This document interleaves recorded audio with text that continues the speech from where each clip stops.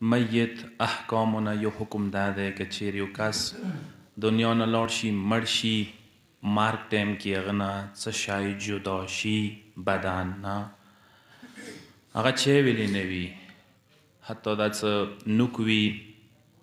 یا یو غاښ جدا شولو یا ویښته ته نه جدا شوي دي لازمه دی چې هغه ورسره دفن کې مغه قبر کې اوس همغه شیونه هم